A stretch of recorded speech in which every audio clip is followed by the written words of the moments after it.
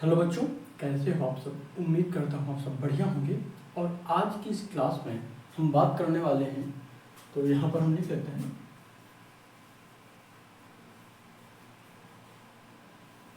Class 6। इसमें हम गणित विषय में आज पढ़ने वाले हैं गुणनखंड और गुणज। गुणनखंड और गुणज क्या होते हैं, इनको हम उदाहरण के साथ पढ़ेंगे, जिससे कि बढ़िया से समझ में चीज़ें आए। ठीक है, शुरुआत करते हैं यहाँ से। हम यहाँ पर लिख लेते हैं गुणनखंड। गुणनखंड को इंग्लिश में बोलते हैं फैक्टर, और गुणज गुणज गुणज को इंग्लिश में बोलते हैं मल्टीपल। ठीक है, गुणज और गुणनखंड ध्यान से समझिएगा। हम यहाँ पर गुणनखंड की बात कर रहे हैं, अभाज्य गुणनखंड की बात यहाँ पर नहीं हो रही है। अभाज्य गुणनखंड हम आगे आपको समझा देंगे। लघुत्तम समापवर्तक और महत्तम समापवर्तक में अभाज्य गुणनखंड की जरूरत पड़ेगी, इसलिए हम उसको पहले ही समझा देंगे। आज हम पहले इन चीज़ों को देखते हैं, क्या होता है गुणनखंड। जैसे गुणनखंड यहाँ पर लिख लेते हैं नीचे,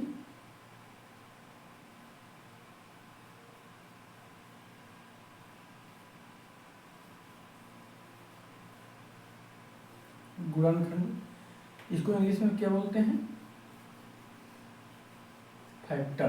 ठीक है, तो यहाँ पर हम किसी भी संख्या का फैक्टर कैसे निकालते हैं वो समझ लीजिए। जैसे मान लीजिए हमको 20 के गुणनखंड बताना है, 20 के गुणनखंड बताना है, गुणनखंड बताना है, 20 के हमको फैक्टर बताना है। तो समझिए इसको ध्यान से, जिन जिन संख्याओं से 20 पूर्णतः विभाजित होगी, वे संख्याएं 20 के गुणनखंड होंगे। ठीक है, समझ में आ गया। कैसे इसको करते हैं, जब हम इसको एक बार उदाहरण के साथ हल कर लेंगे तो और अच्छे से समझ में आएगा। जैसे यहाँ पर एक है, सभी संख्याओं का गुणनखंड एक होता है, एक जो है सभी संख्याओं का गुणनखंड होगा। तो एक हो गया, दूसरा 2, क्या 2 से 20 कट जाएगा ना, पूरा 2 10 में 20, 2 से अगर 10 बार में लिखेंगे तो 20 कट जाएगा पूरा। उसके बाद 3, तो 3 से नहीं कटेगा। 4 से कट जाएगा, तो 4 से कट जाएगा। फिर 4 के बाद 5 से कट जाएगा, फिर 10 से कटेगा, और फिर 20 स्वयं से कटेगा। समझ में आ गया। तो 20 के गुणनखंड क्या हो गए हैं, 1 2 4 5 10 और 20। ये 20 के गुणनखंड है। कहने का क्या मतलब है कि जिन जिन संख्याओं से 20 पूर्णतः विभाजित हो जाए, जिन जिन संख्याओं से 20 पूर्णतः विभाजित होगी, वह 20 के गुणनखंड होंगे। अगर यहाँ पर हम बात करें गुणनखंड की अगर परिभाषा की, तो कैसे क्या करेंगे, जिन जिन संख्याओं से कोई संख्या पूर्णतः विभाजित होगी तो उस संख्या के वो गुणनखंड होंगे, फैक्टर होंगे। ठीक है, तो किसी भी संख्या का आप निकाल सकते हैं। जैसे अगर 20 की जगह अगर 25 की बात करें, या फिर 25 की जगह पर हम बात कर लेते हैं, पहले 15 की बात करें। 15 के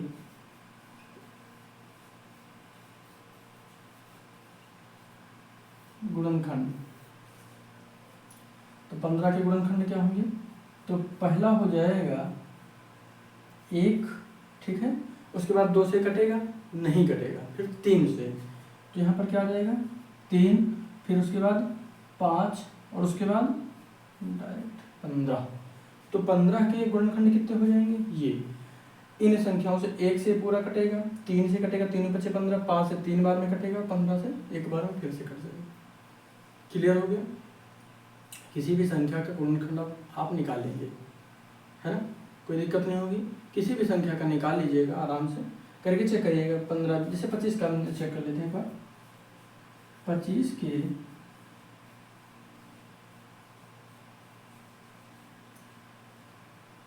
गुणनखंड, तो यहाँ पर 25 के गुणनखंड में क्या होगा, 1 से कट जाएगा पूरा, उसके बाद 2 से नहीं कटेगा, 3 से भी नहीं कटेगा। हमने विभाज्यता पढ़ाई थी, कोई भी संख्या विभाज्यता के दौरान हमें अभी आगे एक बार फिर से क्लियर करेंगे उन चीज़ों को, ताकि कन्फ्यूजन ना रहे। तो इसमें देखिए 5 और 2 है, इन दोनों को जोड़ते 7 आता है। 7 जो है 3 के पहाड़े में नहीं आता, इसलिए ये संख्या भी नहीं कटेगी। 3 से नहीं कटेगी, 4 से भी नहीं, और किससे है 5 से।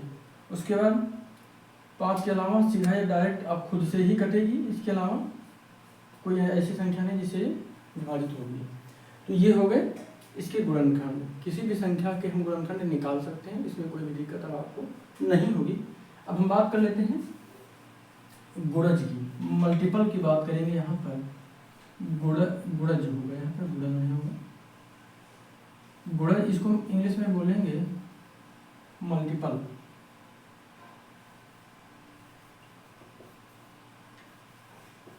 ठीक है, ये है लास्ट में, इसको सही से लिख लीजिए। गुणज क्या होते हैं, इसको अगर और आसानी से समझना है, जैसे कहा जाए 5 के गुणज लिखिए, तो हमको 5 का पहाड़ा लिखना होता है। मल्टीपल मतलब गुणा, यानी जितने कहा जाए आपसे। अगर कहा गया 5 के पहले 5 गुणज लिखिए, 5 के पहले 5 गुणज लिखिए, तो इसको समझिए। तो 5 का पहला गुणज वन टाइम में खुद ही हो जाएगा। ठीक है, अब दूसरे गुणज की बात करेंगे तो क्या होगा, 5 गुणे 2, तो कितना हो जाएगा 10। 5 का तीसरा गुणज 3 बार में मल्टीप्लाई कर दीजिए, कितना हो जाएगा 15। 5 के गुणा कर दीजिए 4 बार में, तो चौथा गुणज आ जाएगा 20। और 5 का गुणा 5 से जब करेंगे तो अंतिम आ जाएगा 5 × 5 = 25। अच्छा, यहाँ पर 5 के पहले 5 कह रहा, तो अभी अगर हम इसको ना जोड़ें तो ये 4 ही होंगे। आप चाहें तो एक और भी लिख सकते हैं, कितना हो जाएगा 30। तो ये हमारे 5 गुणज हो जाएंगे। पहला गुणज हो गया 10, दूसरा गुणज 15, तीसरा गुणज 20, 25 और 30। इस तरीके से हम गुणज की संख्या बता सकते हैं। किसी भी संख्या का गुणज पूछा जाए, यहाँ पर 5 का हमने एक उदाहरण के लिए लिया था। 30 का अगर निकालना है तो 30 का गुणा एक बार में करिएगा, 30 से कम 30, 30 का 2 से मल्टीप्लाई करिएगा 60 हो जाएगा, 3 बार में 90 हो जाएगा, 4 बार में 120 और 5 बार में अगर निकालना है तो 150 हो जाएगा। तो इस तरीके से आसानी से हमें निकाल सकते हैं गुणज मल्टीपल। तो ये बहुत आसान तरीका होता है। ये इसलिए हम आपको समझा रहे हैं क्योंकि अभी इनकी जरूरत आगे पड़ेगी। तो जब हम कोई टॉपिक पढ़ा रहे होंगे तो उस दौरान ये छोटी छोटी चीज़ें ना बतानी पड़े, पहले से सीखे रहेंगे तो क्लास जब आप देखेंगे तो और अच्छे से चीज़ें समझ में आएंगी, क्वेश्चन समझ में आएंगे, टॉपिक और बढ़िया से समझ में आएगा, क्वेश्चंस को आप लगा पाएंगे खुद से भी। तो ये जितना कुछ भी मैं बता रहा हूँ इनको आप नोट करते रहिएगा। यहाँ पे एक चीज़ मैं फिर से बता दूँ, अभाज्य गुणनखंड को मैंने 2 बार और बताया है। देखिए, जब भी हम अभाज्य गुणनखंड की बात करेंगे, अभाज्य गुणनखंड की बात करेंगे तो देखिए अभाज्य गुणनखंड क्या होता है, प्राइम फैक्टर्स बोला जाता है इसको, प्राइम फैक्टर। ध्यान रखिएगा क्योंकि देखिए अभाज्य को क्या बोलते हैं, प्राइम, जैसे अभाज्य संख्याएं थी तो क्या बोलते थे उनको, प्राइम नंबर्स बोला जाता था। सह अभाज्य को इंग्लिश में क्या बोलते थे, को प्राइम नंबर्स, सह अभाज्य संख्याएं। तो इंग्लिश में भी चीज़ों को सीखते रहिए ताकि जब आपके सामने अगर कोई ऐसा वर्ड आता है, कोई इंग्लिश में कोई वर्ड मान लिया आ गया, कोई संख्या का कोई क्वेश्चन पूछ लिया जाए तो उसको भी हल कर पाएँ, इसमें कोई दिक्कत ना हो। इसलिए इंग्लिश में भी चीज़ों को सीखते रहिए। गुणनखंड को क्या बोलते हैं, फैक्टर बोलते हैं। ठीक है, अब इसको देखिए, जैसे हमको निकालना है 20 के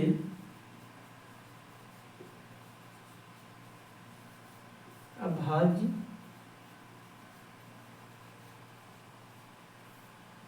गुणनखंड, तो क्या करेंगे 20, अब इसको भाग कर दीजिए जैसे किया जाता है।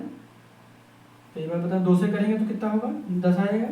फिर अच्छा ये 10 कैसे आया, देखिए जो ये संख्या लिखते हैं इस संख्या से इसको भाग कर दीजिएगा, आराम से कर लेंगे। फिर 2 से भी भाग करेंगे तो 5 आएगा, फिर 5 से ही भाग करेंगे 1 आ जाएगा। तो 20 के अभाज्य गुणनखंड क्या हो जाएंगे, 2 गुणे 5, इसका और इसका मल्टीप्लाई करके लिख दिया जाता है। तो ये हमारे क्या हो जाएंगे, अभाज्य गुणनखंड। तो उम्मीद करता हूँ आपको ये चीज़ें समझ में आई होंगी। अभाज्य गुणनखंड और गुणनखंड और यहाँ पर गुणज, ये तीनों चीज़ें आपको बहुत बढ़िया से समझ में आ गई होंगी। कोई भी डाउट अभी भी है मन में तो जरूर बताइएगा। मिलते हैं कल एक नए टॉपिक के साथ। सब्सक्राइब जरूर करिएगा चैनल को। धन्यवाद।